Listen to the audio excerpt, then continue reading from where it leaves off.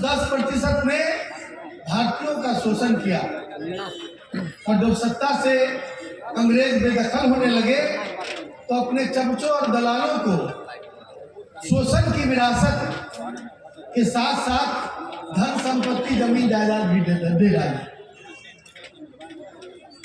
अब वो जो 10% लोगों को इन्होंने सत्ता सौंपी, शोषण की सत्ता, उनके बारे में जगदेव बाबू कहते थे कि वो लोग समाज के, भारतीय होकर भी समाज के शोषक।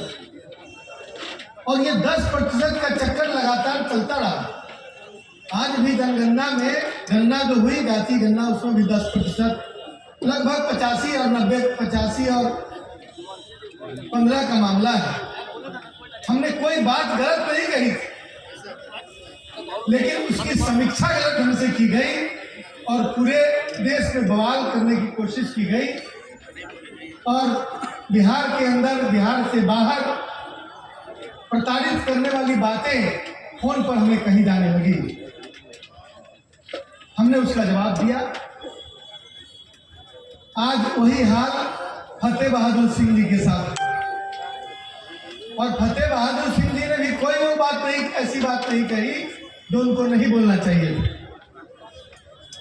अभिव्यक्ति की स्वतंत्रता प्रजातंत्र के अंदर, भारत के अंदर है और भारत का संविधान उसको प्रोटेक्ट करता है कि हम अपनी अभिव्यक्ति, अपनी बातों को हम रख सकें। विमर्श का वातावरण खत्म किया जा रहा है, उस पर अंकुश लगाया जा रहा है और अभिव्यक्ति का भी लोप उसी के साथ हो रहा है। यह प्रजातंत्र का सबसे महत्वपूर्ण अवयव है, यह प्रजातंत्र का सबसे महत्वपूर्ण हिस्सा है। जब हम बोलेंगे ही नहीं तो हमारे लोगों तक बात कैसे पहुंचेगी, हम क्या कहना चाहते हैं।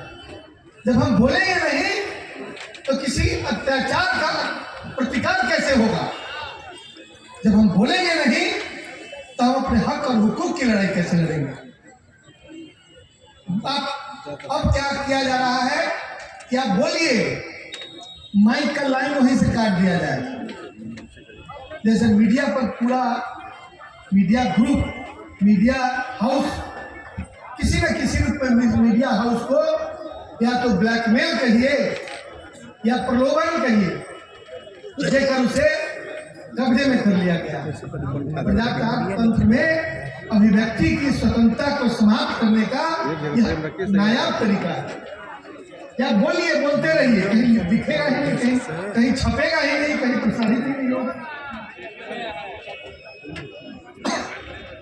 इसमें दोनों हो गया कि अभिव्यक्ति की स्वतंत्रता हम पर अंकुश नहीं लगा रहे, मतलब आपको बोलने से नहीं लोग रोक रहे हैं, लेकिन लोगों तक बात नहीं जाए इसका भी उपाय हम कर दे रहे हैं।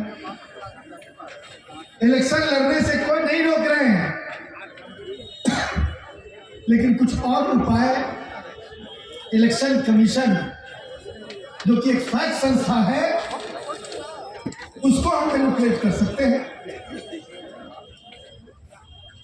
ईवीएम के खिलाफ लगातार पार्टियां अपनी राय देती नहीं है कि ईवीएम के बजाय बैलेट पेपर लाया जाए, लेकिन हम नहीं मानेंगे। यानी कि प्रजातंत्र के जितने भी अंग हैं, बारी बारी से उसको तोड़ने की कोशिश हो रही है कि आपकी अभिव्यक्ति की स्वतंत्रता, विमर्श का वातावरण सब समाप्त हो जाए और वो जो कह रहे हैं, जो आपको सुनाना चाहते हैं, जो आपको बताना चाहते हैं, उतनी ही बात जानिए, उसके आगे जानने की जरूरत नहीं है। राजनीति में धर्म कोई नैतिकता के नाम पर कोई बात होती तो बात समझ में आती, लेकिन पाखंडवाद लाकर, धर्म का दुरुपयोग कर, घृणा फैलाकर और देश की जनता को ध्रुवीकृत करने का एक नया तरीका अपनाया जा रहा है। देश की जनता विकास का क्या मतलब है? विकास सिर्फ दिखने वाला विकास नहीं, महसूस करने वाला विकास, सामाजिक न्याय, इंटेंजिबल डेवलपमेंट, उस पर किसी का ध्यान नहीं, उससे ध्यान हटाया जा रहा है। और जितने भी संघर्ष करने वाली संगठनें हैं, वो सभी संघर्ष करने वाले संगठनों को बारी बारी से तोड़ा जा रहा है,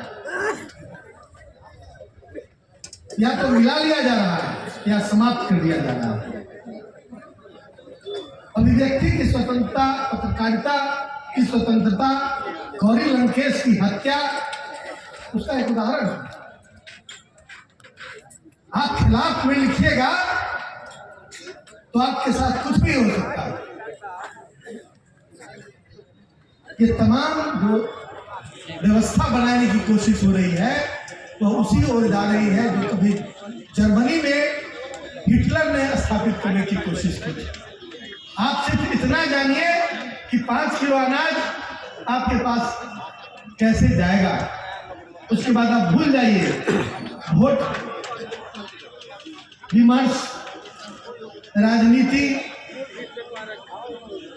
अपना मंतव्य, इन सारी चीजों को आप समाप्त कर दीजिए। आप सिर्फ 5 किलो अनाज लिखिए। ये व्यवस्था बनाने की कोशिश हो रही है और यही तो हिटलर ने किया था। हैंड टू माउथ बना दो कि दूसरी बात सोचने की फुर्सत ही नहीं रहे, हिम्मत ही नहीं रहे। ये व्यवस्था बनाने की कोशिश हो रही है। अभिव्यक्ति की स्वतंत्रता